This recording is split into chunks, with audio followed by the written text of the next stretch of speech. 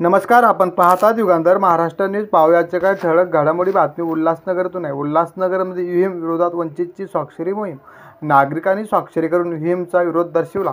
उल्हासनगरमध्ये ईव्हीएमच्या विरोधात वंचितने जनआंदोलन स्वाक्षरी मोहीम राबवली आहे.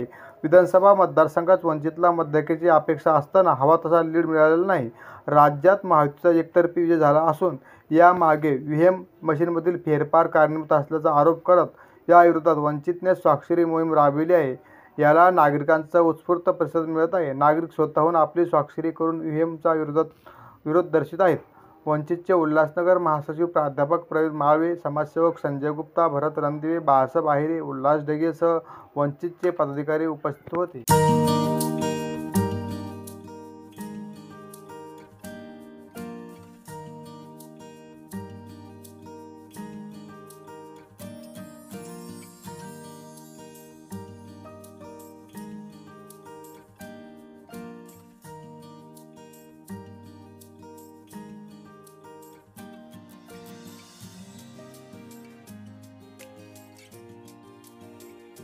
ईव्हीएमच्या विरोधामध्ये स्वाक्षरी मोहीम राबवण्यात येत आहे. काय यामागचा उद्देश आहे आणि काय सांगाल? आज संपूर्ण महाराष्ट्रामध्ये 2024ची जी विधानसभाची निवडणूक पार पाडली, त्या विधानसभाच्या निवडणुकीच्या वेळी ईव्हीएम मशीन, या मशीनमध्ये एखादा जर मतदार आपल्या अधिकारांनी आणि हक्कांनी एखाद्या उमेदवारास त्याच्या चिन्हास मतदान करतो, परंतु संपूर्ण महाराष्ट्रात स्पष्ट झाले आहे का स्वतःचा उमेदवार त्याच्या घरातील सुद्धा त्याला मतदान मिळत नाही.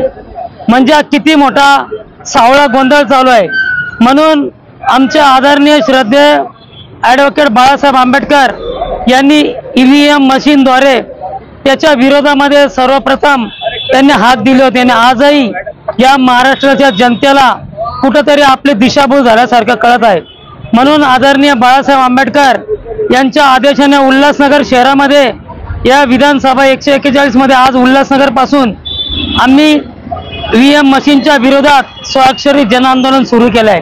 तर आज आमच्या शहरामधील आमचे भावी आमदारच समजा संजय गुप्ताजी साहेब सुद्धा इथं उपलब्ध आहेत आणि हजारोच्या संख्येने इथे नागरिक सकाळपासून उत्स्फूर्तपणे त्यांनी इथं स्वाक्षरी अभियानाला प्रतिसाद दिला आहे. आणि आम्ही सर्व वंचित बहुजन आघाडीचे वतीने या ईव्हीएम मशीनचा आम्ही निषेध करतो.